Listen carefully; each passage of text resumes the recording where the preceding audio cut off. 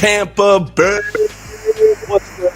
We got Carter Brantley in the house. We're going to talk Bucs. We're going to talk some Rays. You're in the Sports Lounge.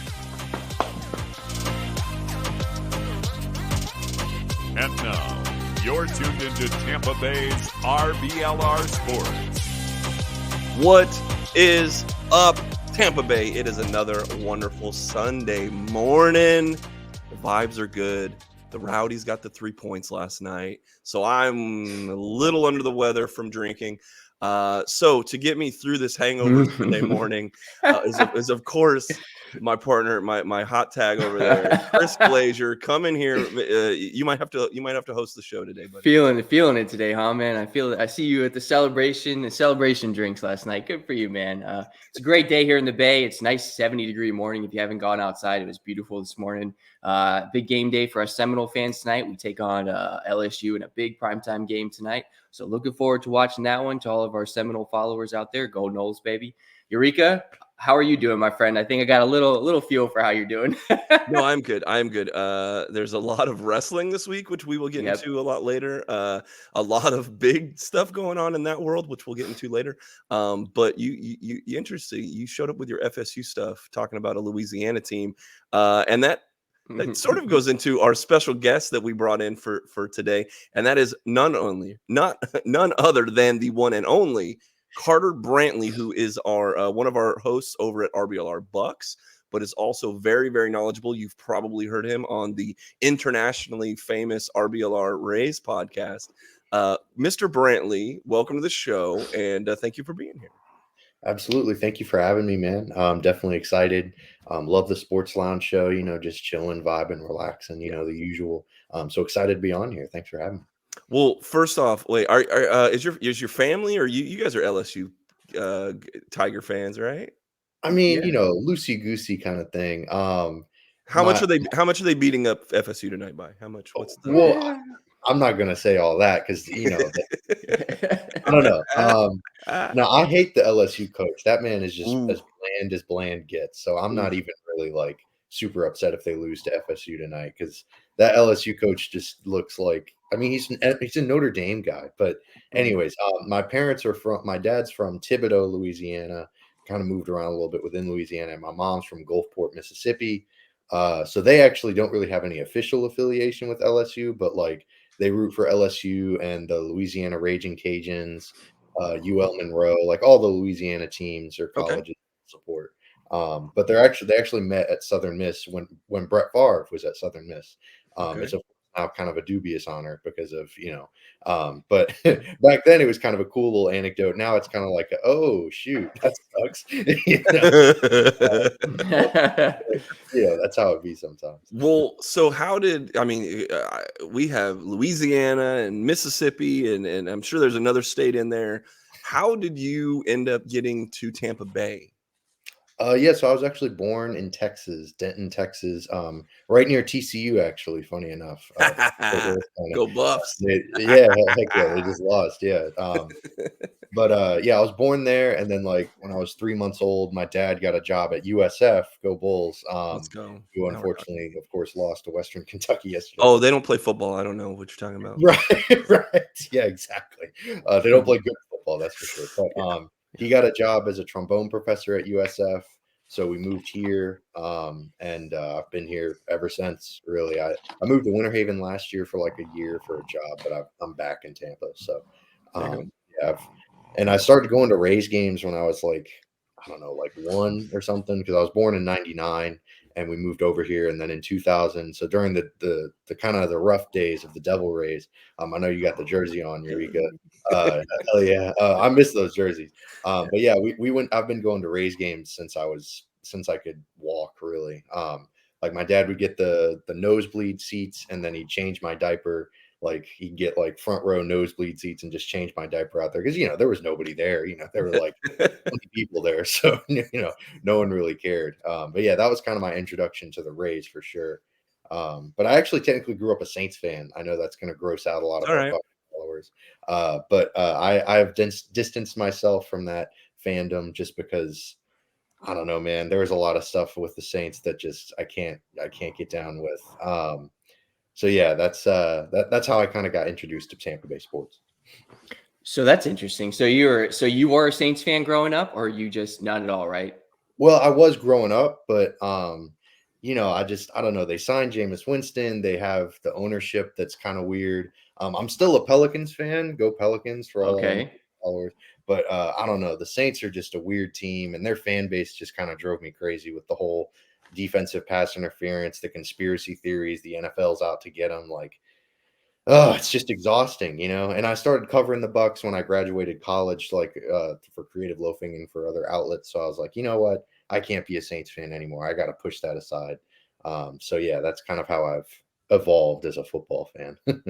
Do you think that was it a tough transition for you going from a Saints fan to a Bucks fan, considering it's the same division, you got some division rivals going on there, so I'm sure your friends gave you a little slack back in New Orleans for Oh, for turning over to sure. the Yeah, Bucks. my family members give me crap all the time for it, but you gotta do what you gotta do because like I don't know, man. The Saints fan base just kind of drives me nuts at this point. They're all just so like it's the constant like blaming it on other things and just like they just had so many epic playoff losses and they just found ways to like explain it as opposed to just like, yeah, the Saints are just they're choke artists and it was just kind of getting frustrating. So yeah, that was kind of part of it. But yeah, now it's just, now it's I'm covering the Bucks and the Bucks are fun, Baker Mayfield, we'll see how that all goes. But yeah, definitely excited to not be a Saints fan anymore. So I think you speak to something that is unique to this area where a lot of people have a family history or even maybe even a small personal history in another Right. location with another team. How I mean, and I know you're saying your family was giving you stuff about it, but like speak to that experience about when you're when you decide, because you could have picked any of the other teams. You could have said the Bucks, yeah, they're okay or whatever, but like they have this long history of not being so good. Was it Right. just easy because you're in the area, or like was there something specific about that why the Bucks, successfully, got you? Well, I think that being from the area definitely is the biggest reason. I Okay. can't call myself a Tampa native and not be a Bucks fan. Like all the Yankees fans, they're not Tampa natives, they don't live here. Like they Yeah. just they just have a home here, like Yeah. that drives me nuts. So I didn't want to be another one of those people that's like in Tampa but doesn't support the local sports team. That's just kind of discouraging. Which that's what's so funny about my parents because they love the Saints and they love the Rays. They hate Yankees fans that like come in here and live in Tampa, but they don't support the Rays. So it's just an interesting, I don't want Yeah. to call it hypocrisy because I love my parents. I don't mean to be bashed on them so much, but it's kind of funny, the kind of dichotomy. Well, I mean, but that's a thing though and it's one of the things I like to explore here on this show when we talk to people is just like we've literally talked to people from around the world, and just like we have this weird. I don't know if it's a transitional or it's just that some of the. I mean, the Bucks have been around since the late '70s, so I mean they've had enough time. I think maybe success has been their barrier to entry is as an expansion team. They never really just got it together until the late '90s, right? Right. But the Rays being so successful, maybe have the Lightning immediately have been really. I mean, they were bad for a while, like you're expected, but then they've had kind of two periods now of sustained growth and Stanley Cup runs and things like that. So I think it's easy for a lot of people to become Lightning fans, but Rays and Bucks fans, there's still this transitional kind of thing where people are out there. I don't know. Well, I guess so growing up in that kind of thing where your dad's taking you to the trop, yeah, can you speak to baseball and like what baseball's kind of meant? Because it seems like I know you like the Bucks and I know you like football, but I think baseball's your not. We've talked off camera about that. Kind of baseball's your number one love. Yeah, for sure. I mean, it's just I grew up playing it. Like my grandfather, uh, Peepaw Floyd, when he was a huge baseball fan. Like his favorite player growing up was Stan Musial.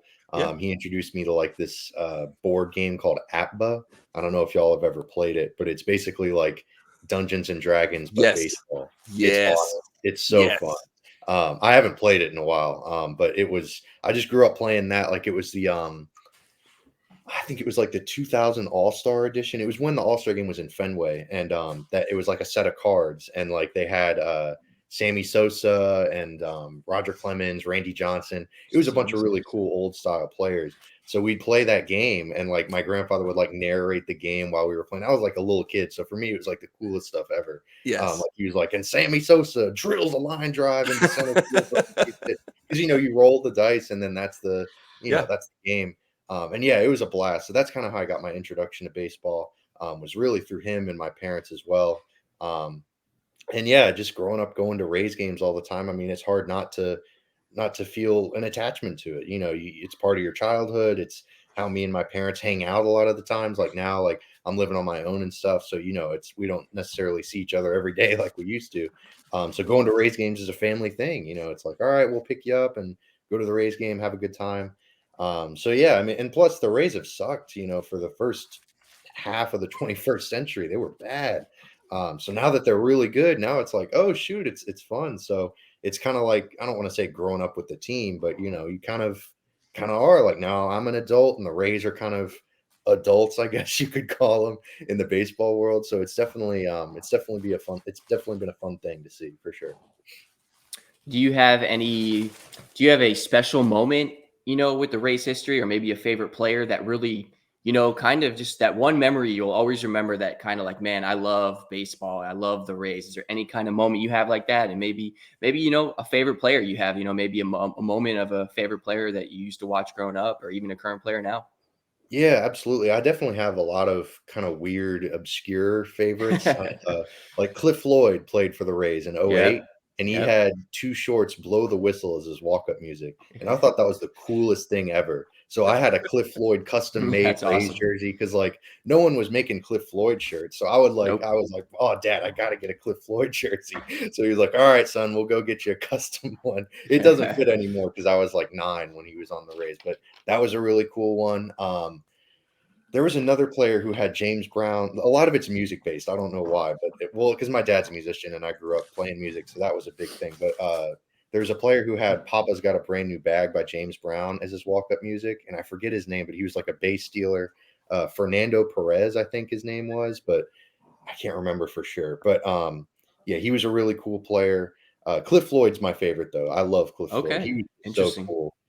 He was a great player. And even though he was here for a year, but it was the '08 year, so it was when they made it to the World Series. But yeah, Cliff Floyd, definitely my all-time favorite Ray. Speak to, I guess you brought up a really cool thing about like a lot of what you're talking about has to do with your family, and so I think sports has been a big part of like your bonding with your family, especially like I could see your eyes light up when you're talking about your grandfather. For sure. So I guess in that respect, sometimes people can look at sport and they just go, sports are dumb, and sports don't mean anything. There's way more important things. And I agree in terms of like, Absolutely. does one baseball game mean anything? No, but it's all the other stuff. So I think could you speak to maybe how uh, either the sports has maybe helped you have an identity with the area or the family or something that's kind of had you while you're having roots here in this Tampa Bay community?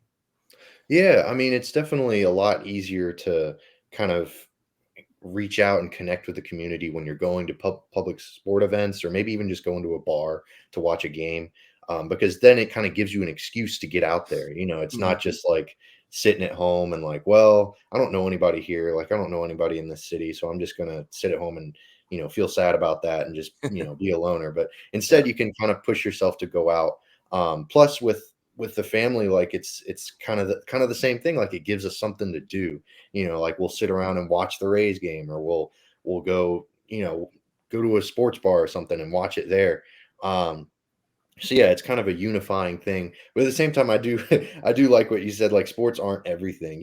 I think we kind of have to remember that. Like sports are definitely fun and they're great and like it's a good time. But it definitely is important to take a step back sometimes and realize, man, like if the Rays win 100 games this season, that'll be great. But like I'm still gonna go to bed and I'm still gonna go to work. I'm still gonna eat the same dinner. You know what I Yeah. mean? So Yeah. it Yeah. is important to remember that at the same time and try to cherish the more important things in life Yeah. other than just, is Tyler Glass now gonna pitch 7 innings his next time out, that kind of thing.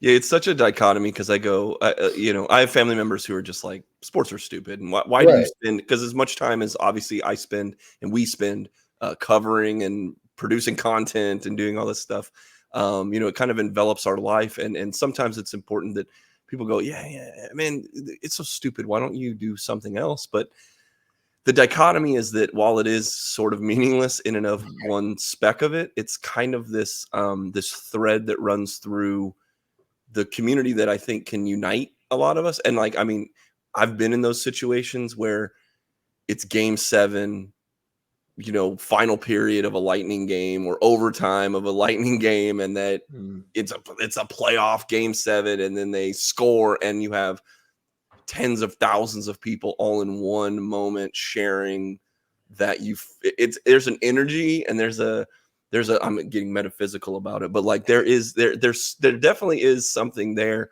I mean, I've been at Al Lang when we needed to score an equalizer in the 93rd minute to move on in the playoffs. And I mean, it's like, again, it's those things like that then you go, okay, now I get why we're doing this. And it just means a little bit more where like the friendships and the things that I think people make through sports that transcend just watching a guy kick a ball or hit a ball with a stick or something, right? But you've talked a lot about music, and so I guess before I hand it back over to Chris, take us through that journey, man. So what's up? Because I think with all the RBLR dads, I think we could put together a band. There's a drummer and a brass section. I'm sure there's some strings somewhere. For sure. Yeah. So I don't know. Talk to us about your music journey, and like, has that impacted anything about like growing up in this area, or any, even if there's a sports connection? I just think there's a thread I want to pull there with music. Yeah, absolutely.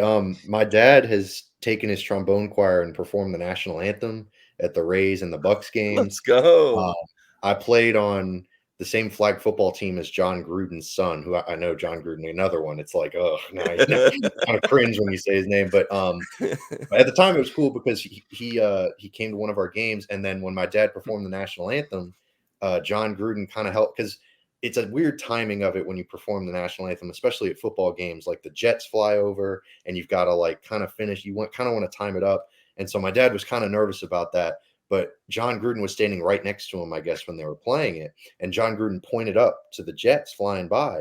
And so then my dad was like, oh, okay, shit. So then they kind of knew when to finish.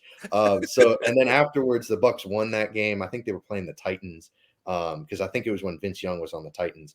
But after the game, they were interviewing John Gruden about it. And he was like, oh, yeah, I used to play euphonium in high school, so I knew all about that stuff. So it was cool. It was a cool experience. But yeah, he's also played a couple of national anthems at the Rays games and stuff. But yeah, growing up, music it's everything. I was playing bass in high school. Growing up, I played in the USF jazz band. I played bass. So yeah, it's really influenced my life. And I love watching a sports game while listening to music or something. Okay. It's really fun. Like I know that, like, don't get me wrong, I love Dwayne and Brian Anderson and all the announcers for the Rays. And the football announcers are fun too, although I'm not as crazy about them just because, there's not the local tie. But yeah, watching a football game or a baseball game while listening to music's a great time. I'm not as into the marching band stuff as some people are. I hate to say this, Chris, but my dad can't stand the Seminole chop thing. I don't know what it is. It's We all call good, them baby. they're rage buttons, we call them. They're just inexplicable things that just drive him insane. Like Old Bay seasoning is another one because he's a Louisiana person, so like he can't stand Old Bay seasoning. I don't get the Old Bay. I think Old Bay's fine. Like it's not anything I'm gonna die on this. Old Bay's great, but like at the same time, like it's a freaking seasoning. Like who cares, Like same with the Seminole chop. Like it's a marching band song. Like who cares, man? Like why are we spending 30 minutes talking about this? So I don't know. He's a trip though. It's fun. It's all good. But yeah, music's definitely shaped a lot of my experiences in life in general, but especially with sports. So you being a big time Rays fan, I want to get your opinion on something here that I've asked most of my Rays fans. So do you think the Rays should stay in St. Pete or move to Tampa? I mean, ideally move to Tampa, like that would be Okay. great. I'd love to not have to drive an hour and a half or, an hour 15 in rush hour to get to a baseball game. But at the same time, it just seems unlikely. It seems like if it were to happen, it would have happened already. But then again, there are other cases where, people talk about all the time with stadiums and stuff like that, where it seems like all hope is lost and then something gets done. So I don't know if that's going to end up happening. I would love for them to move to Tampa. Being in St. Pete hinders them a lot, I think, with the fan base, just because Okay. it's so inaccessible to get to. There's no public transportation or anything to get from Tampa. So yeah, I'd love for them to be in Tampa. But obviously, I think at this point, the most viable option for them to stay in Tampa Bay at all is to stay in St. Pete, unfortunately. But I also love St. Pete. I went to college there, so I'm not trying to bash on St. Pete. It's just a hell of a commute. It's tough to get over there. So do you think if they move to Tampa, do you think there would be a huge attendance increase, or do you think it'd stay the same? Do you think it would, what do you think about that? It's a tough thing to say because the Bucs seemed to struggle a little bit with attendance for a while there before Brady got there. So ideally, I'd like to think that there would be an attendance jump because you look at the Lightning. I mean, the Lightning are just Right. nails with Killing attendance. it. Right. Yeah, absolutely. But it's also comparing apples and oranges. The Lightning have been a very well-run organization for a while. Hockey's seems to be exciting for whatever reason. I love baseball more than I love hockey, but I certainly not trying to bash hockey, but it seems to have more of a grip on Tampa Bay for some reason. There's just, I don't know. I'd like to think ideally that there would be a jump in attendance, but at the same time, who knows? Like the Marlins Stadium has been a disaster. I think that's the biggest reason this has been so difficult is because the Miami Marlins just totally screwed that up with the city of Miami. Now they have one of the lowest attendance numbers in baseball. So I don't know for sure, but I'd like to think in an ideal world, yeah, it would take a jump. I guess we'll transition to on-field stuff. We don't talk a lot about on-field, but I couldn't let you be on the show without getting your opinion on, there's only about a month left of the regular season for the Rays. They've literally lost an entire starting rotation's worth of grade A talent. Yeah. And then there's been some other off the field things that have kind of impacted their bat and defense. But we're now at the last month where we're seeing some September call-ups. We're seeing now, I believe everyone that's been on the roster is eligible to be in the postseason. So we had high expectations going into the season. You've been on the Rays podcast a few times talking about the journey through the season, but how do you think it ends, and what do you think the outlook is for the playoffs for the Rays? The Orioles are just too hot. I can't say that I think that it's going to end with an AL East championship. I don't think they win the division. The Orioles have just been ridiculous. So it's going to be tough to catch them because the Rays had a ridiculous August. They were really good, and yet they're still in second. So it's going to be tough sledding for sure in that regard. I think they'll be a first wild card team. I don't know that how far they go in the playoffs. I think that Savale, Eflin, and Glasnow is a solid starting three for the playoffs. But at the same time, the bats can be kind of hot and cold. I can't say that I'm super confident in them in the playoffs. But then again, the Washington Nationals won the playoffs or won the World Series in 2019, and nobody saw them coming. So weirder things have happened for sure. They could just as easily win the World Series, but if I had to gun to my head, I think it's going to end up, unfortunately, they might get knocked out in the wild card or the ALDS. I don't really see them making it super far, but it's just about getting there. With baseball, if you can make it to the dance, then maybe you luck into something, you get hot. So who knows? But like I said, if I had to make a prediction, early exit, unfortunately, in the playoffs. Well, that's why I think I like we said earlier about like the Rays could win 100 games or they could do something. It's important to know that like even if they get to the playoffs and lose because they're in a 3-game, 5-game series or something like that in the weird beginning, or the ball literally doesn't bounce your way like we saw against Boston a year or two ago. It's like you're that one little bounce away from being in it, and then you're out of it, and then I think people wrap themselves in this identity of the team, and you let your mental health get that way. Is there a tip or a thing you can give someone that, because I mean, I'm not going to say like I don't feel good when the team wins or bad when they lose. Like I do, it sucks. But like, is there a tip that you could give someone on how to like flush it out of the system or kind of take a breather? And Yeah, I mean, Joe Madden always used to say you spend what 30 minutes or an hour on a win, you spend the same amount of time on a loss. You don't try to get up, two down. Obviously, it's harder in the postseason because I think Ben's mentioned this process over results, which is an incredibly important thing in life in general, but especially baseball. And it can be hard because they're still playing games, there's still wins and losses, so it's hard not to just it's hard to dismiss that entirely. But at the same time, you have to realize that 110-mile-an-hour line drive off the bat could go right at the shortstop, while a guy hits a 60-mile-an-hour blooper, just a lot like a looper that's going to fall in for a base hit. That's baseball. Things are going to go weird. Things are going to go awry. So you definitely can't hold on too much and, just, be so attached to things, because baseball is just a weird sport. There's David Freese, who had a World Series run where he just was a god on the field for whatever reason. And then he turned around and had nothing else to show in his career. It's just, weird stuff like that happens, especially in the playoffs. So you just kind of have to have a broader perspective. A historical perspective certainly helps. Just think of all the weird stuff that's happened in baseball, and the better team almost never wins, it seems like. So if you think about that, that's kind of how I think of it, and that's baseball. Yeah. So I'm going to transition you here into a Bucs question here real quick. Maybe give me your outlook on how you're feeling about the Bucs this year. Obviously, big time quarterback battle going on here. Obviously Baker has been named the starter for the Bucs. So maybe give me your opinion on that, Trask Baker guy, and maybe a little outlook, on the season, how you're feeling this year. Yeah, I think the Bucs are a weird team. They're in this weird transition period where they have, like 13 or 15 rookies on the team, while they also have a bunch of old veterans from the previous regime, like the previous era of the Bucs, if you will. And they have the weird Mike Evans contract situation. So I don't know. It's going to be tough. If I had to, I don't think they're going to win the division. They're definitely not going to make the playoffs. If they don't win the division, they definitely don't make the playoffs. But I don't think they're going to win the division. But then again, they could. It's a weird situation with the Bucs right now. But if I had to choose, I don't think they win the division. Unfortunately, I'm not a big Baker or Kyle Trask guy. I don't think they're the answer moving forward. But I also don't necessarily think they're the problem. Like, this team isn't going to be bad because of Baker Mayfield and Kyle Trask, but they're not going to be good because of them either. That kind of thing. So it's kind of a tough season.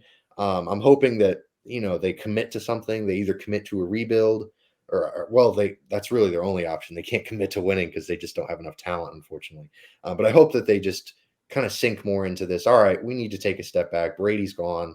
We can't fool ourselves into thinking that we're going to be a good team anymore. Let's just try to get, a big time quarterback in the draft in the next few years and then go from there.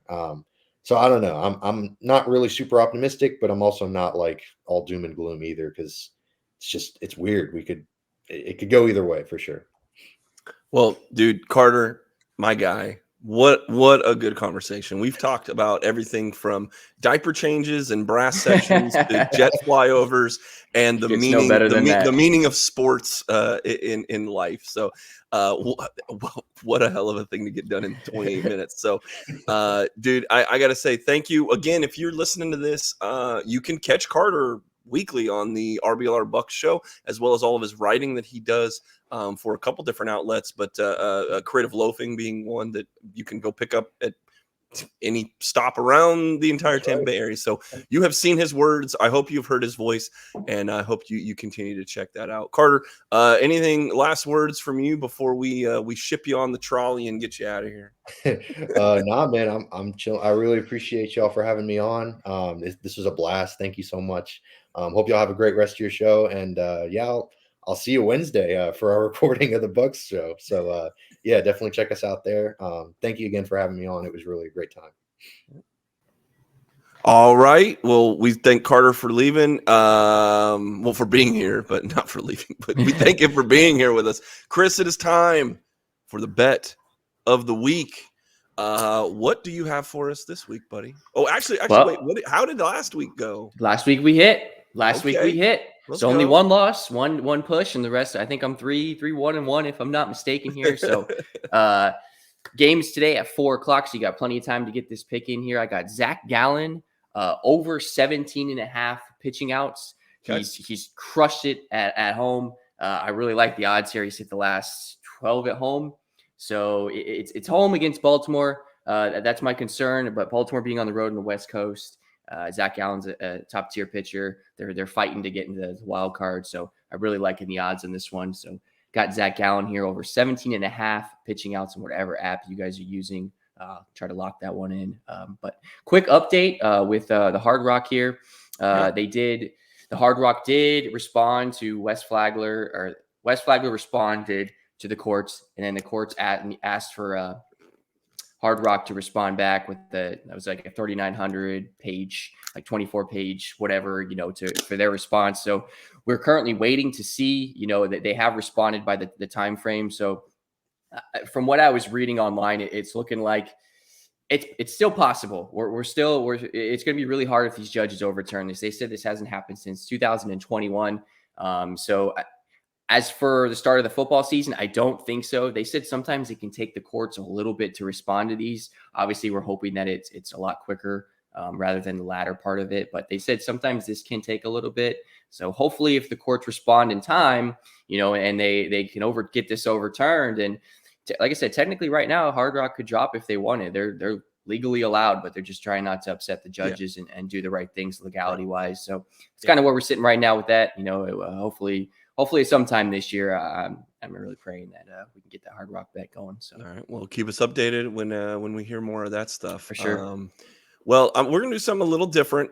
We are not going to do sports cards this week because what we're going to do is, let me move this over here. Boom.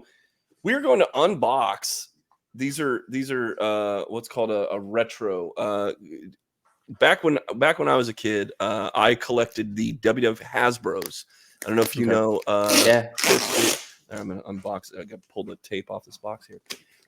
So what's cool about the Hasbros is, they were sort of cartoony looking figures, but they are just like the end all be all to me. And wrestling figures, like after that, when they went to Jax and stuff like that, they became a little taller, a little skinnier. Never really resonated with me because I was always into these old things. Well, the problem is that a lot of those guys right before the Attitude Era is when Jax ended. It was kind of in that 1994, 1995 era that we didn't see, like, we didn't see a Mankind, we didn't see a Goldust, we didn't see The Rock or Stone Cold and stuff like that.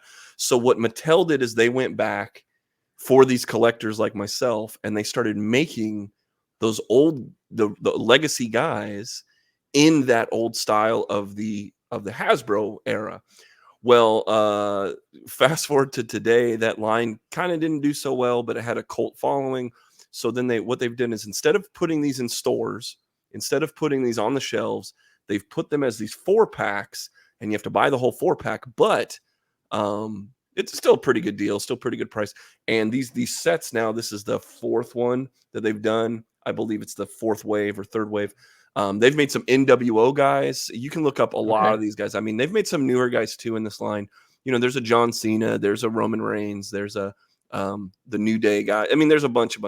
But they've gone back and made like Kurt Angle, which would have been around that time period. They made the Iron Sheik. They've made Mr. T. They've made Bob Orton. I mean, they've made Rowdy Piper. So a lot of these guys that weren't around, they've made them. So this is the brand new. I can't believe I have this in my hands because this was on sale a week ago, less than a week, and I think I would have had it sooner if it wasn't for the hurricane. We're gonna see Phantom of the Opera Undertaker here. Look at that mask. He's got that mask. Paul Bearer, which is good because in this line, again, they're not trying to be in shelves. Like if there's a Paul Bearer figure in a Walmart, I don't know how good that's gonna sell. Okay, right. Let's just be honest. But for a collector like myself, like, I mean, this Undertaker, we'll get into it. We'll unbox these and I'll give you my opinion on them. But there's already an Undertakers from the 90, like in the real line back in the 90s. But this Paul Bearer, I think, goes really well with the old Undertaker. Maybe this new Undertaker. We'll see if you like it. But Big Van Vader never got a figure back in the day. And of course, Jerry the King Lawler, that 1990 93 to 95 run was really like his best as a wrestler in the WWE, right? And so that's really what I was going to. So they do this whole retro packaging, just like back in the 90s. They're going to be little tiny guys. Well, they're like what, 4.5 inches. The only problem is they put this piece of tape, and I don't want to mess this box up, and I shouldn't. These are Vader was really good for a big man back in the day. So Vader's career in the WWF is like unfortunately not what you should judge him on, and unfortunately that's the biggest like run that he ever got. I know. I'm gonna have to rip this box open. And I like to keep the box intact because you can actually sell these boxes. People will rebuy them. Yeah, man. But like, I've never seen it taped. The last one wasn't taped. Oh no, I'm gonna have to do this on camera. Just rip it open. Cringeworthy, man. There we are. There we are. So some people keep these in the box, and some people keep these. They open them. I do open them. Let's see. I might keep this Undertaker sealed though. Oh wait, these are cool. So they change this up a little bit. Like you don't. Oh man, because back in the day you'd have to actually rip this bubble off right, to get to the figure. But the way they did this, oh dude, this is cool. You can actually kind of slide. Oh whoa, you can actually slide the card backing out of this. And I don't know if you can see that on camera, but like you can. Oh, whoa, that's really cool. But here's the Undertaker, and I think they did a really good job. Like I'm gonna open up this Vader. Here's Vader, Big Van Vader. Look at that face, dude. I know, right? So here, let me see if I can. So you can just slide this right out. Look at that. Keep it intact. Oh, that's cool. And then here he is. It's time. It's time. It's Vader time. He's got like a kind of looks like the old. So for Hasbro collectors, there's a thing called the jumper where I don't know if you've seen these where they have the little like it's like a little switch. You'd be able to push, spring him down, and it'll pop up. That's sort of the body that they picked with him. Yeah, let's see these things go up. Look at this head with this mask. The mastodon, man. Dude, this is cool. When I was a kid, I mean, I'm from Denver originally, and like Vader's build out of Denver. And so it was kind of cool to be like, oh, this guy is like from our hometown. Like if you saw that guy walking down the street in Denver, that was big. He was big. He was a big wrestler, man. Super heavyweight, man. Super. Jerry the King Lawler. I love this figure. I think. Oh, that's a cool one. I like that one. Let me. That's a nice one. Oh yeah, just hooks on the back there, man. Grew up on him, man. Yeah. I mean, a lot of people know him more as the announcer. You know, him and Jim Ross as an announcer crew. All right, so this is like the springing. Yep. He's got the little spring arm like the old Jake the Snakes. And so, you know, when you're a kid, you hold it and go, wow, there you go. That's hilarious. He's got the crown. I think this is molded on. Oh no, I might be able to take that off if I wanted to, but I won't. It's in perfect placement with the king. The pants he used to always wear. Look at these pants with the singlet over the top of them. Got the crown on the boot. Yeah, dude, my childhood is like going crazy right now. Like these are cool. It's crazy to think that his finisher was just a double axe handle off the top rope. Just the crown. Hey man, different times. Yeah, it was a double destroyer. Right. And then here's Paul Bear with an accessory. Now, not a lot of accessories in this line, like back in the day, you know. And to be honest with you, if you try to there's a Razor Ramon character back in the 90s, and he has a gold chain necklace. That gold chain by itself is like 20, 30. Like if you're trying to piece it together and like recollect all these things, just that alone is like $30 or more. So this is cool, little Paul Bear. Let's see if it'll fit in his hand. It's got the urn. They did really good on his facial expression for him. Oh, yes. Look at Paul Bearer. Super cool. And this is they've used this body because they did a Mean Gene Okerlund is one of these retros that they've made, which is phenomenal. It's one of my favorite figures they've done. And that came with a little microphone. This is sort of, so this has the where if you move the arm, the other one moves too. Because let's see if I can pop this out without losing it. Pop it out, shoot you the window. See ya. Oh, my cat will find it before I do. All right, so this pops out. Let's see if we can stick this. Yeah, it does. It kind of slides right in there, huh? You got him and the Undertaker. And then he can womp. Dude, his facial expression is great. It's perfect. It's exactly how he used to look. That's awesome, man. So we'll keep him with the urn, and then you know what? I can actually pop this now that I know that I can pop this. Yeah, back. that's a good idea. Let's open this Undertaker. The reason I'm going to keep these other three for my personal collection. This Undertaker, not my favorite. And I wasn't excited for this one, but I think I can sell this one on eBay. I did like the purple, though. I thought the gloves and the purple legs, I thought that was always cool. I always liked that. Yeah, it was a good color combo for him, I thought. But the mask and that just wasn't him. I can kind of slip this up so that he can body slam somebody. You know, you can kind of put the king up here and wham. Yeah, I have an imagination back in the day as a kid playing with these things. But, absolutely. I believe, is this around the time that they did the fake Undertaker? I think so. It was, yeah. And his hair is like plastic. Yeah. It's like a plastic they've molded the fake one more gray or whatever it was. Yeah. Gray. So, trivia fact for you. Who originally brought in the Undertaker to WWF? Ooh. Man. And he kind of has a point with the fake Undertaker story too. That's a tough one. Oh man, I don't know. I wouldn't. The $1 million man, Ted DiBiase. Was it Ted DiBiase? Is the person who brought the in the story, right? But yeah, look at that. It slides right back in, dude. So if you're a collector out there, if you're listening to this, if you're a collector of mint on card, you know, you could technically you could take these out if you wanted to and slip them right back in. I think it's a small little thing, but like the problem is that in the back in the day, man, you know, you try to get an on carded Hasbro, that's $100 now, bro. $100 for like the nobodies, for the $1,000 for the super rare guys.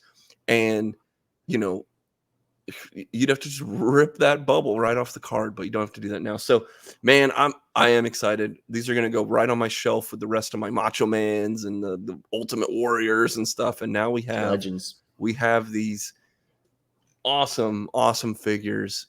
I love the King. I think that's a great. All these are just super cool representations. So I think that's my favorite one, dude. This Paul Bearer is the best one. Yeah, it is. It is. Well, and you got to think like. So it is cartoony, but it's also like realistic, man. Like, look at that. That face is. It's like what I remember about this character. I'm clipping that now. Yeah, do it. Going, oh yeah. Oh yes. Well, guys, I hope you had fun with that. We didn't do sports cards, but I thought we did something cool. This just came in the mail. I can't believe it just happened. These are available. I believe they're still available on Mattel Creations. That you can go if you like these. It's $60 for the whole package. But I mean, for me, I would have paid $20 a piece for all three of the Vader, the King, and the thing. So I'm gonna probably sell this Undertaker to somebody on eBay and then make a little bit of my money back, and then have more money to buy sports cards. So let's see here. Let me do the cool thing where I can produce on the fly as we do this. Well. We've talked about some wrestling figures. Now I think we need to talk about some pro wrestling. So, man, What a crazy weekend we had last week, as we had the largest wrestling show ever, ever. With AEW All in London, but to be honest with you, I think they painted themselves in a corner. We'll see what happens with them this weekend, but now they're having a back-to-back pay-per-view, another pay-per-view, this time in the United Center in Chicago, Illinois. Yeah. But they won't have their biggest star in the whole company because of an incident that happened at All In. CM Punk has been fired for cause for getting physical again, unfortunately again in the backstage. But so I guess that's the thing, is what are you thinking, as we now will talk about the All Out card that is happening tonight, this Sunday, without CM Punk in Chicago, which that was the whole point of putting it in Chicago. He's the biggest star in their city, and now he's gone, man. What are your feelings about this? Oh man. So I think it was risky doing pay-per-views back to back in the first place, a week apart, because then there's your stories and your building has to be really on point. So to me, this week, Dynamite and Collision to me weren't the best they've done. I think I watched Collision last night, wasn't the best, not too. I mean, I will say Dax and Jay White had a really good match last night. Two really good wrestlers in the ring, man. Jay White's incredible. Dax is just FTR. So, but the CM Punk situation, I think it shows that Tony Khan isn't playing around, especially for him to do it right here the day before, one of your biggest pay-per-views of the year. It's AEW doesn't have a pay-per-view every month. They've gradually increased here with All In, and we got one coming up here in October now. So I think things are starting to roll now that things are getting going with them. Yeah. Obviously it's a slow burn with AEW, man. Wrestling's, it's hard for a wrestling company to survive nowadays. So even for AEW to come this far, I think it's great, and they're growing. But so for him to get rid of Punk, right now, it shows a lot. It shows that, and we saw what Tony Khan said last night before Collision started, people weren't safe, and I don't think that's kayfabe. I really don't. I think that's genuine. Something had to happen backstage where Punk either made a threat or maybe he choked somebody out and everyone was like, whoa, whoa, whoa, whoa, whoa, whoa. Maybe it had to have been some sort of an aggressive act, then that can be a couple different things, but obviously I don't know what happened. I'm just speculating completely here. Don't take anything I'm saying, but that's just what it feels like to me, the way Tony Khan presented it. So I think I think the card looks great tonight. Honestly, when you really look at the card, there's some really solid matches on this card. And the thing is with AEW, and so one thing I noticed when you look at their cards, Dynamite, Collision, there's been couple Dynamites where I'm like, man, and then the card is banging, the matches are banging, and it's guys you wouldn't think who can carry it, but they do. And a lot of the guys on here are AEW originals. So I think, especially Fire and Punk, I think the show tonight has to be good. It has to be good. These matches, we got some great matches we're going to go over here and some predictions and our thoughts on it. But I think the card looks great. I think we're in for a great pay-per-view tonight. And I think Tony Khan made the right decision getting rid of Crybaby Punk. Yeah. Look, my personal feelings about the character of CM Punk on screen, I mean, he was definitely a step behind, and I mean, it's easy to say, but I wasn't a CM Punk fan to begin with. I wasn't around. I wasn't watching wrestling during his era, during his the time that he got famous, and so it was always one of these where I go, okay, I get why some people like him or other people like him. They obviously do. He obviously sells T-shirts and ice cream bars and stuff like that, but it just never got me. I mean, there's a couple matches from back then. I mean, I have seen the John Cena 2011 Money in the Bank match, which was a 5-star, classic, that kind of thing. And it's good, it's fine. It's a nice epic thing, but it's just all his matches were these older style things like that. Which, I mean, we were there, Chris. You and I were there with the dog collar match against MJF at Revolution, right. And that was a good match. I mean, it was a nice bloody, old school wrestling match, and it fit that card, which was a great show overall, and it fit right in, and it's a reason that show is probably one of the best that they've ever done. So that's why I'm like, he wasn't I don't think he was a detriment to the roster. He obviously he was moving the needle with the money. It's just, dude, this is the second time now that there's been, because of multiple eyewitness accounts and multiple reports from people that you would think are legitimate sources of this information, that from both sides, people that are pro Punk, people that are pro Jack Perry and things like that, that were basically corroborating a lot of the details that, yeah, there was physical altercation. Who started it and who did what and whatever. Pretty much everyone agrees that there was a physical altercation, and especially coming after what happened at Brawl Out, with Punk and the Omega and the Bucs, which, to be honest with you, I think we're still in the middle of legal like ramifications of that. Like, I don't know if that's been completely been taken out of the court yet. I mean, I don't know. But now you just have a dude that now thinks he can run rampant in your backstage, thinks that he's more important than he is. And even though it hurts them in the short term as a company, I think it's the right decision. That if all this is true, right? If you have, and Tony was right there because he was part of the ruckus, right?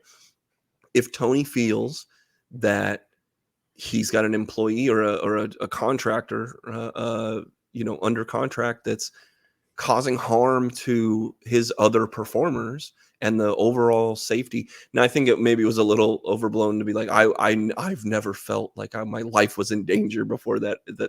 I mean, I don't know about all that. I think that's a little flair for the dramatic there, but nonetheless, you have a dude who you don't know what he's going to do. That can't happen as the boss. You can't know is this guy going to punch somebody, choke somebody, or go out and wrestle for 20 minutes. You can't have that as a professional organization. So anyway, with all that said, this card, man, I don't know where they're going to go. This is why it's intriguing. You said it best, dude. These guys, when the talent gets in the ring and the stories that Tony is telling, a lot of this on paper kind of, well, like if you just looked at it on paper, you'd be like, wow, this is pretty interesting.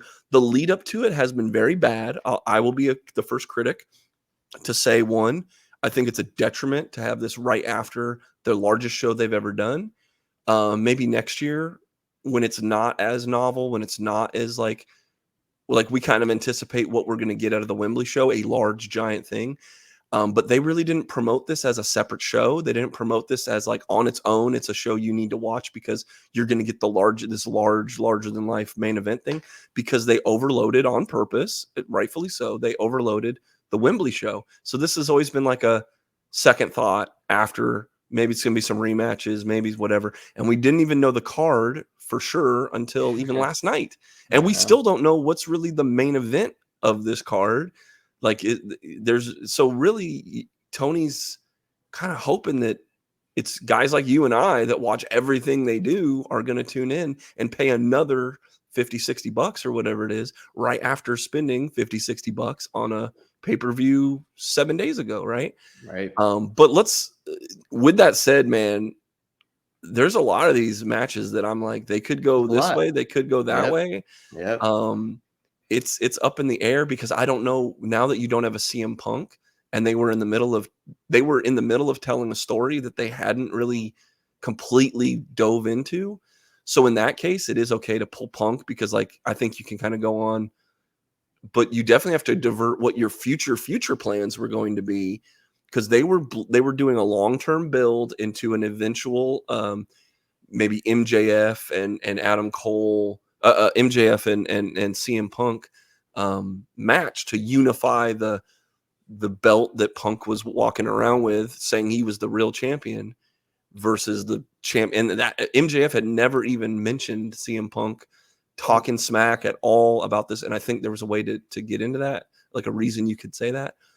Down the road. Now that road ain't going to be traveled now, Chris. Nah.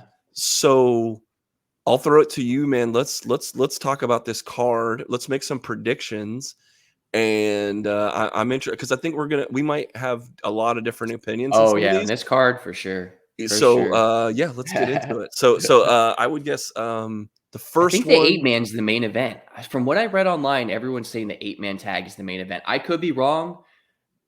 I mean, Maybe it's Orange Kenny Cassidy. and What do you think is yeah. the most important match on the card? Then I guess we'll I'll let you drive the train on that one. I What's the think first match you want to talk about? What do you think is the most important? Maybe I not think it's main event, but I most think it's got important. to be OC and Mox, just Okay. because you're talking about OC's been with AEW since the beginning. So has Mox, right? And we all know Mox has been in other organizations. AC's or OC's really been built up in AEW to be that guy. Obviously, he's wrestling every week. You know, he's having some banger matches. You know, his style has kind of I kind of like it now. At first, I was like, this guy's, but he's really had some solid matches. He's taken some brutal bumps, been in some bang out matches. So I think this match has got to be your, even if it's not the main event, this match has got to stand out. I think this has got to be that 30-minute, just maybe 25, 30-minute, just beating the crap out of each other. You're going to see how tough OC really is in this, especially going against Mox. We know Mox will be bleeding in the first couple minutes. It's just what he does. So I think OC comes out on top here. I don't think Mox needs the international belt. I just don't see a reason for Mox to have a belt right now. I think this is OC's big match right here. Time to shine. This is probably the biggest opponent he's faced in AEW besides having a great match with Swerve Strickland. Yeah. But I think OC comes out on top here. I think it's his time to get a big win on a big show at a pay-per-view. And this is, like I said, because I kind of feel the opposite way. I mean, I agree with everything he said in terms of, like, I think this is OC's time. He's been more than, but I think he's done the job with this belt. He's elevated this belt to something that you're going to get these banger matches with Orange Cassidy. I think that he's elevated himself, but I think he's elevated himself out of this championship. I think that it could be a legitimate contender for the world championship, right?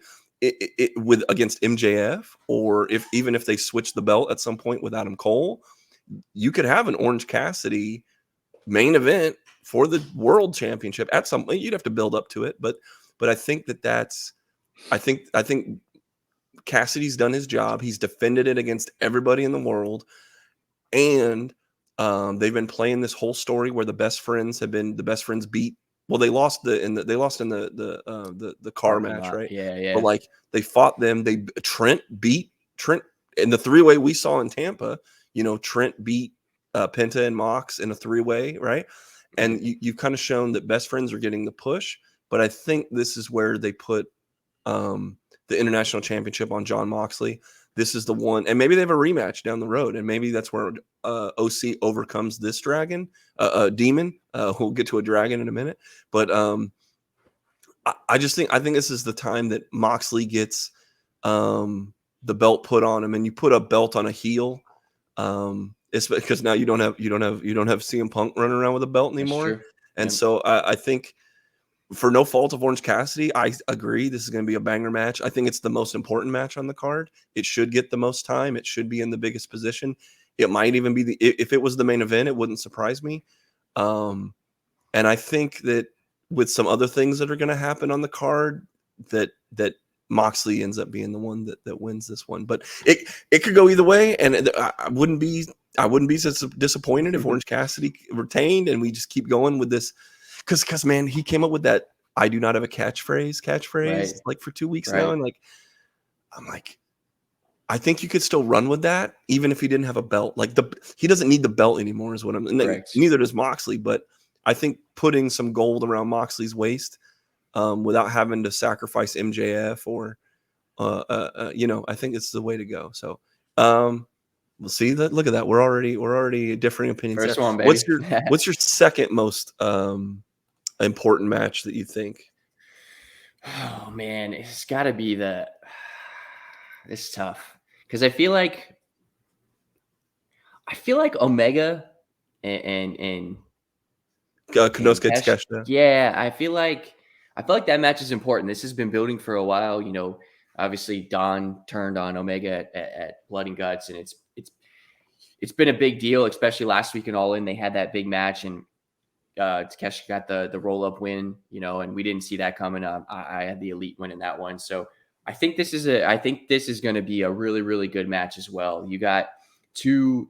Man, Takeshita's really grown on me. I had no idea who he was till he came into AEW. Nope. Dude's put on Agreed. nothing but banger matches. It's Yes. been banger after banger. He hasn't really been in much singles action lately, but a couple months ago when he was, his matches were awesome. I mean, the crowds were into it. You know, the crowds were even getting behind him until he turned heel. He was getting really good cheers before he Yes. turned he turned and joined on. So I think this is a big match. I think Omega wins here. I just don't see Omega taking a loss here.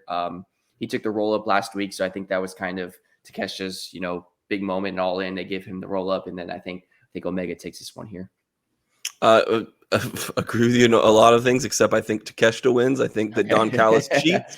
It's a great match. I think it's an even match. It's just that Takeshita is just that much still not as good as Kenny Omega. And Don Callis knows it. And Don Callis cheats. And that's how they win. It's a dirty win for Takeshita. But he pins him after getting hit with a painting or a baseball bat or a brass knuckles or something. Yeah. Okay. Well, say what's your next match? Because I mean, dude, there's so many matches. Because I would think maybe. So what do you think? Bucs FTR, Bullet Club Gold? I think so. I think you got to put that one up there because you're talking about 8 guys that are just phenomenal in the ring, especially with the Guns in the match too. The Guns have really grown on me. I think they've been great in the tag division. They've really elevated the tag division. I think them being with Bullet Club is great. Here's my opinion on this one. Okay. Hear me out. It's gonna be. I'm not gonna keep it too long, but I think the Bucs turn. Ooh. I think they join Bullet Club Gold. What? I think they turn. Tonight. What? It would be crazy. No one will see it coming. Here's the thing. If this is going to be your main event, you got to have that wow at the end, right? You got to have that. Okay. This is what I'm reading online, you know, people saying this is the main event. If this is the main event, you've seen FTR last week try to shake hands. The Bucs left. Last night on Collision, same thing happened again. FTR and the Bucs came out to save him, and FTR was like, nah. So I wouldn't be surprised here if we see some crazy. I mean, it's a big show. Like I wouldn't see why you don't pull the trigger. I think you could do it. I mean, 6 men in that group. Obviously, it's a big group, but you'd have a lot of talented guys together and to elevate the Guns even more. So I think I want to say, who wins? Who wins? Oh man, I feel like God. I feel like FTR and the Bucs win. I'm gonna roll with that. I feel like FTR and the Bucs win. Well, wait. If the Bucs are turning on FTR though, I know that's how I was trying to figure. Is that how they lose the match? Is right, the Bucs right. Super kick FTR and then Jay White pins him and they're all. I guess in the you ring? would have correct. I guess you have the Bucs just hop down and they're like going for a tag or something like that. So yeah, okay. So maybe Bullet Club does pull it off. If you're gonna, I guess if I'm gonna swing with the Young Bucks switching over. I guess you would have to have some sort of way of Bullet Club pulling it off. I thought that Bucs and FTR were going to win, but they're just not on the same page. They do win though, because Bullet Club doesn't.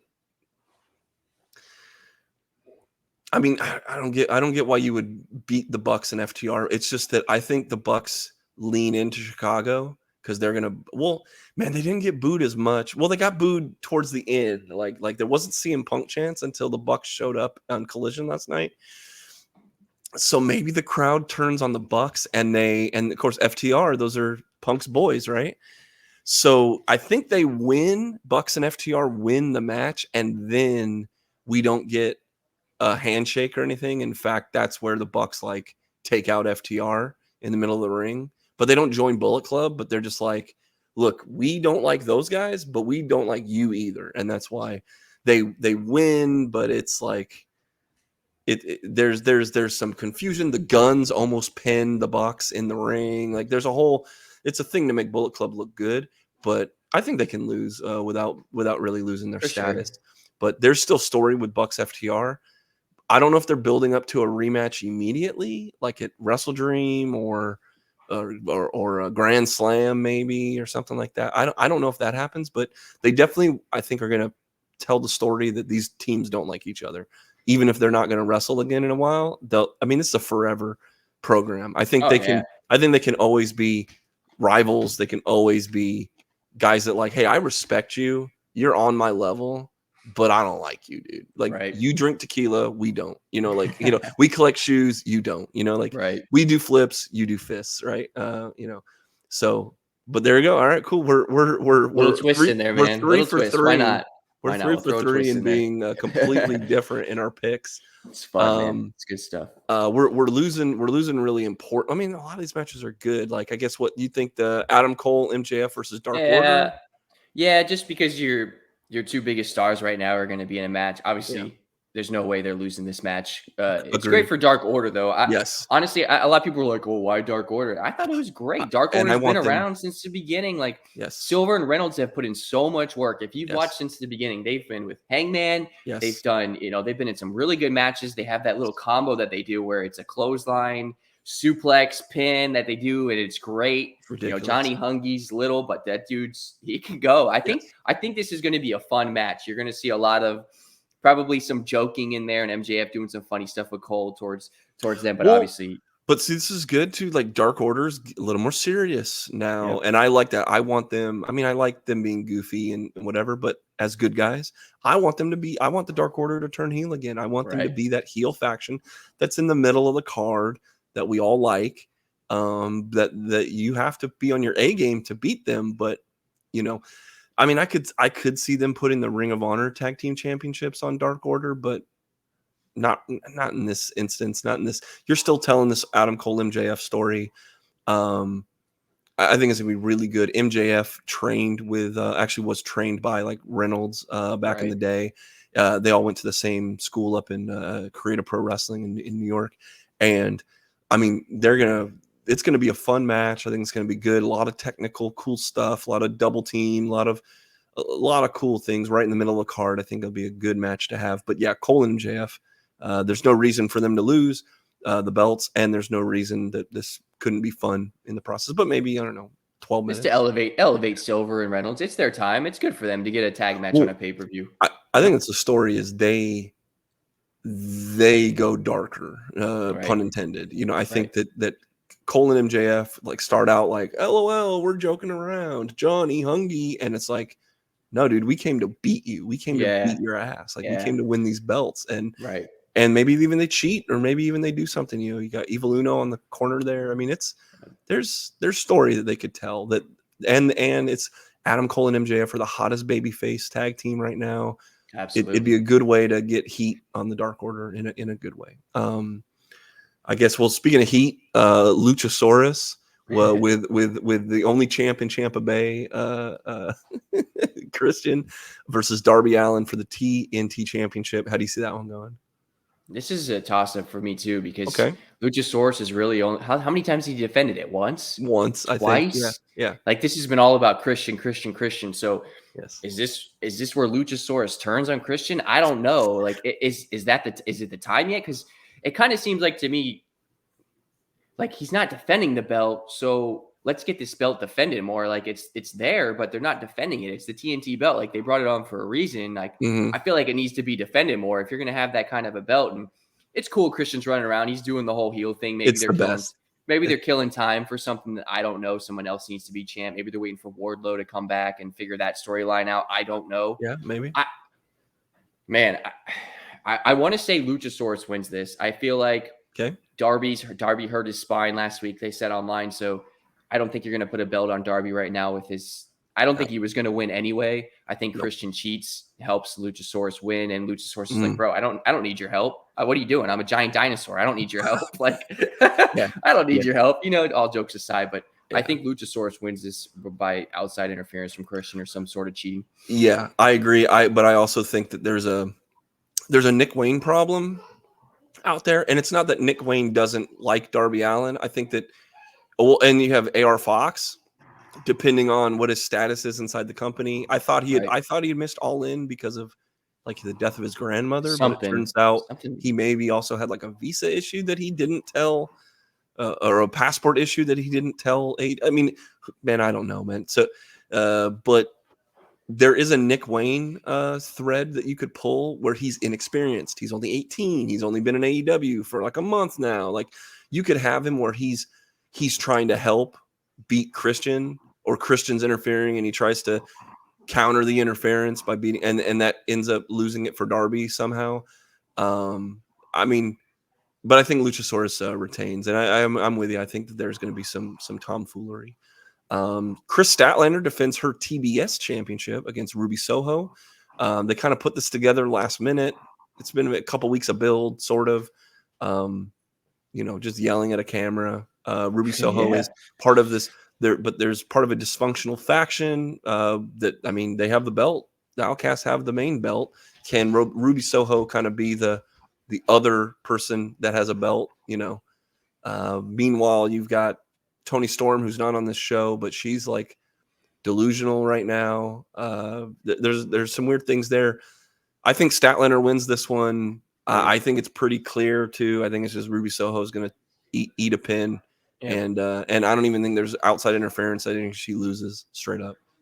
I was thinking like maybe Toni Storm shows up and does something and causes her the match where she's not right in her head right now or whatever, and then Ruby Soho's like, "What do you do?" Like, I mean, to me, Soho's not even. I don't know. I don't buy into Soho much. Her finisher to me, her moves, it's not there for me. I think Statlander it takes this one too. Yeah, I agree.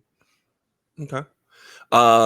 Samoa Joe is defending his Ring of Honor World Television Championship that he's had for like 5 years now against Shane Taylor, which is a dude who, again, Shane Taylor, for those of us who've watched the old Ring of Honor, we know who Shane Taylor is, kind of, but I have to think of this as Tony has to promote Shane Taylor like no one's ever heard of him before, because he's never, maybe he's been on Dynamite one time, two times. So. Nobody knows who this guy is. A regular person out there does not know who Shane Taylor is. And all we've had is Samoa Joe in promo saying, "Oh, you're bad, but I'm badder." And it's like, that's it. That's the whole. Shane Taylor didn't come out and like kill Samoa Joe with a chair, or we just all of a sudden, here's Shane Taylor. Here's a dude. And so why would anyone believe that Shane Taylor would win? But Joe has had this belt forever, and maybe he's going to get promoted.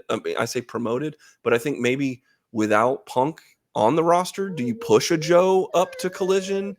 Do you?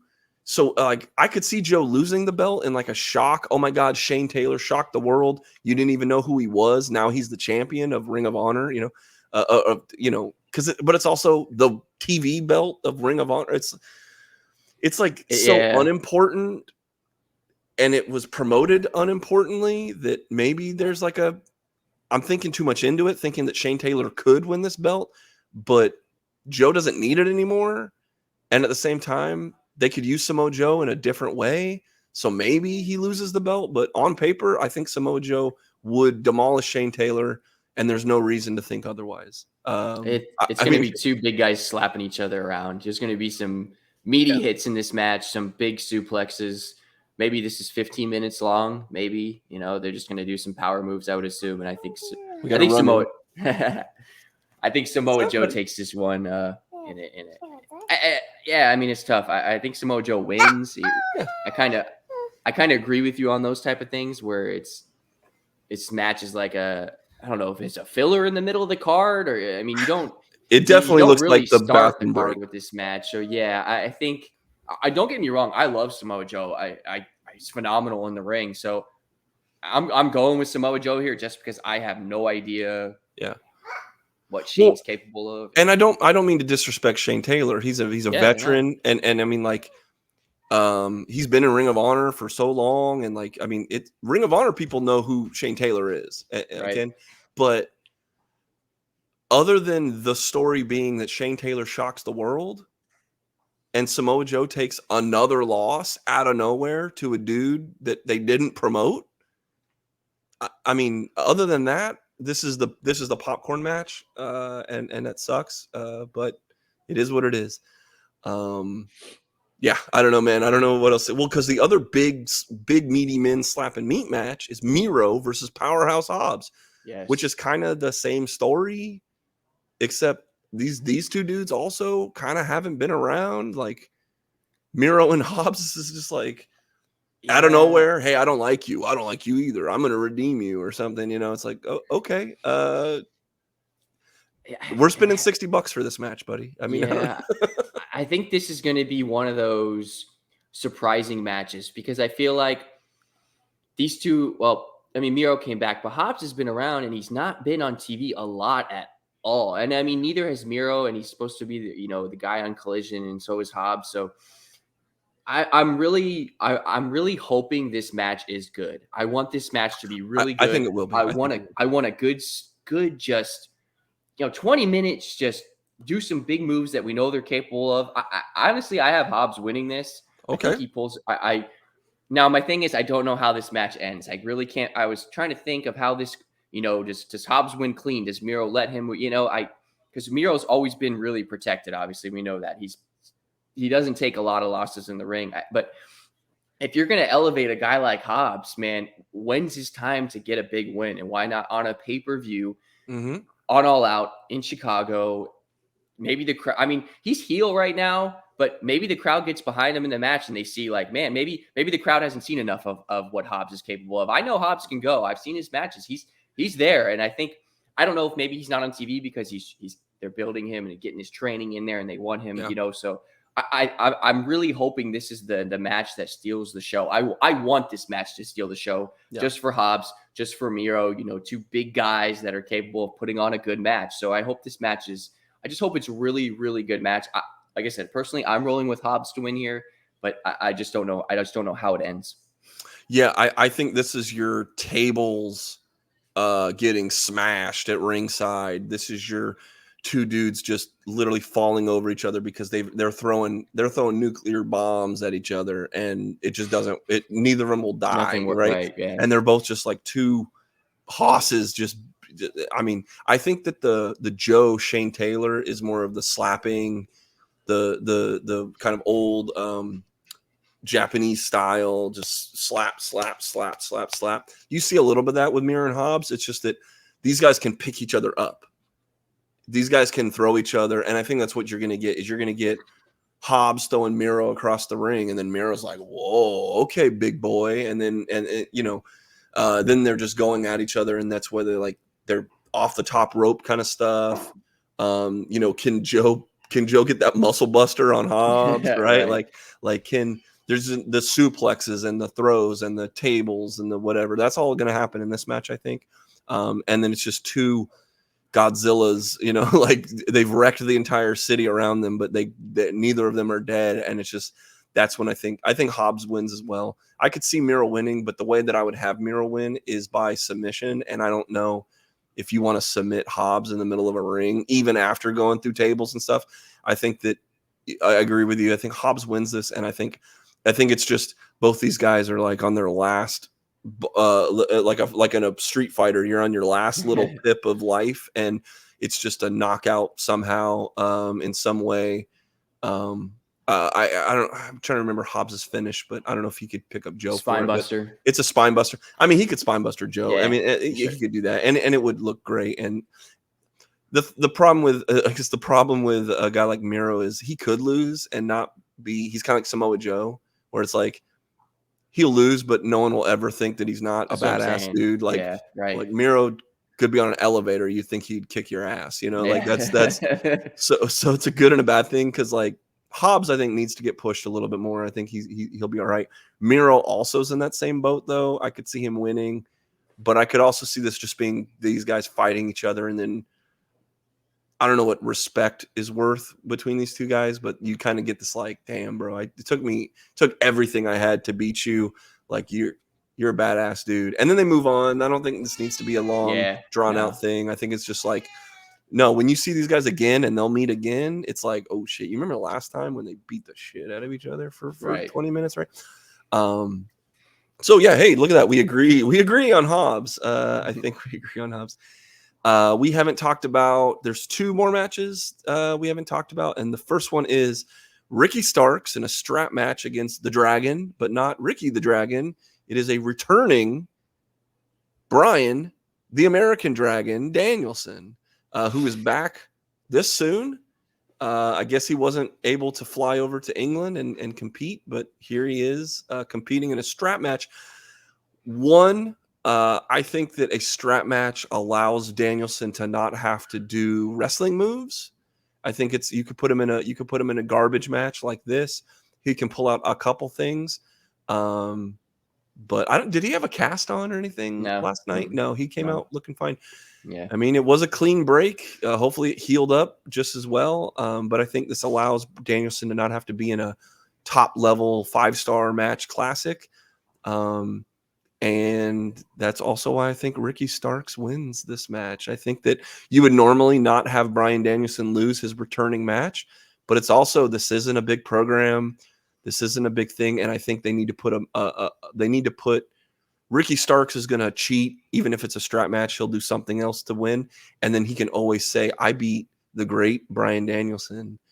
Even though like he healed it up and he cheated. And Big Bill puts him through an ambulance or something like, Big Bill stabs him in the middle of the ring or whatever. And that's how Ricky Starks wins.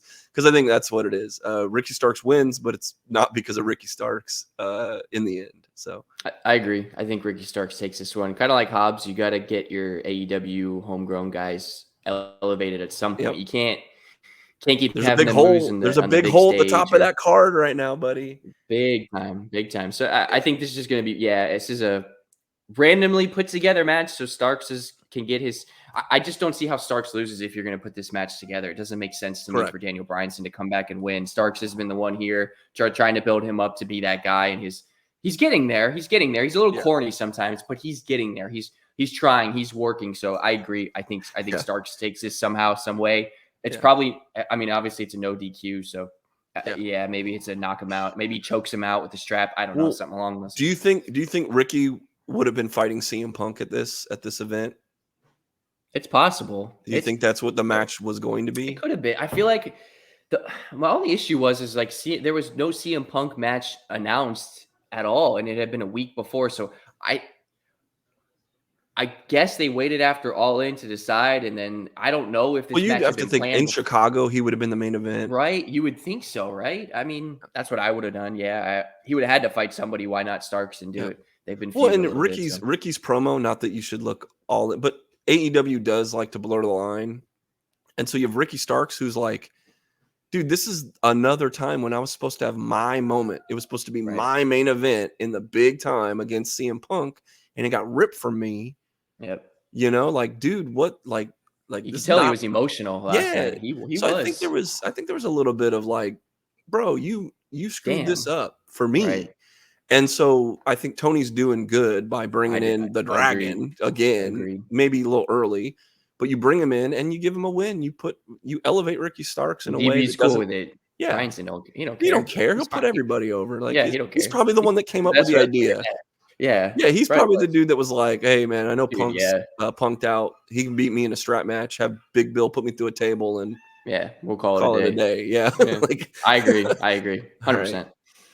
Then the last one, to me, it's kind of the least important, but it's a cool match. Don't get me wrong. I think this is going to be, and I think the crowd's going to love it.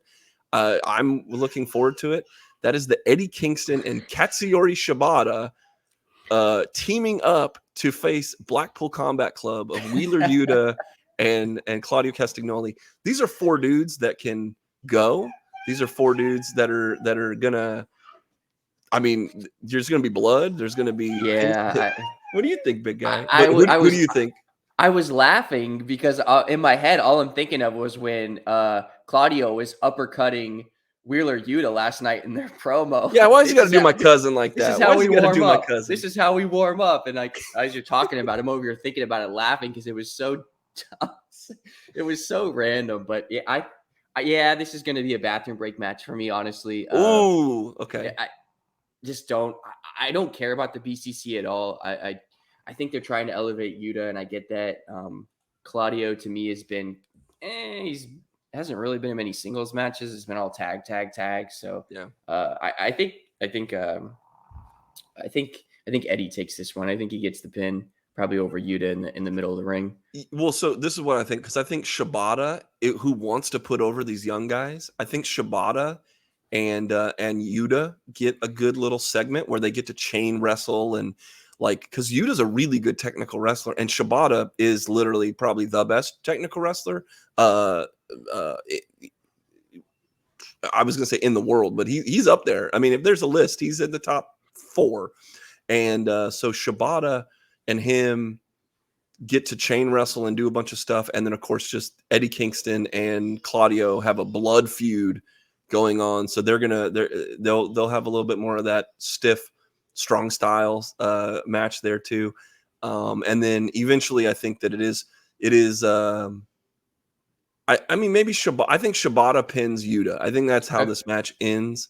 But Kingston and Claudio set up.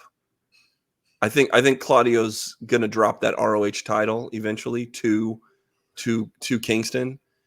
And I think this just seeds that for whenever the next Ring of Honor show is. I think that's what this push. But I also think this sets up a Shibata versus Wheeler Yuta singles match for the Pure Championship. Right. Because Shibata's got the Pure Championship. So I mean, there's a lot of Ring of Honor that's going on in this show. The Ring of Honor Tag Team Championship, the Ring of Honor TV Championship. You have the Ring of Honor Pure belt versus the guy that's got the Ring of Honor World belt. So there's a lot going on here that I think pushes to a Ring of Honor thing, and that's why even though Shibata beats Yuta, you're setting up 2 different programs under the Ring of Honor banner. And I think that's what this serves. And you're getting Shibata in Chicago. I think that's you have a Japanese legend like Shibata. Well, he's like a living legend right now that is getting to live out the second part of his career post his giant brain injury that he had. So should be fun. I think it's the one that people are least. I mean, even lesser than the Shane Taylor Samoa Joe match. But I think this will be a surprisingly this could steal the show. It's a match that could be like, holy crap, I didn't see that being as good as it was. But we've talked for a long time, but these wrestling shows are always going to go long. But we appreciate you sticking around. So again, guys, make sure you're following us. We are at RBLR Sports on all forms of social media. And I didn't really pop in the beginning, but hit that like button, hit that subscribe button. Where you see it, join the hundreds and hundreds of people that follow us. And we also do talk the Rays, the Rowdies, the Lightning, the Bucs. We had our special guest. Thank you again to Carter Brantley for coming in and being a wonderful guest. We always like to talk some wrestling at the end. These go a little long, but it's all fun, guys. But for my friend Paul Bear. Oh yes. For Chris Glazier, for Carter Brantley, from all of us here at RBLR Sports, we thank you. We appreciate your support. Share it with a friend, and we'll see you later, guys. We out.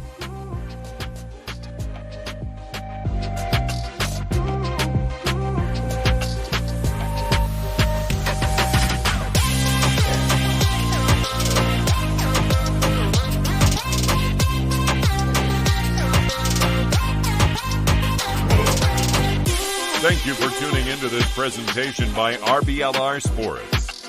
On your way out of the stadium, please remember to like and subscribe.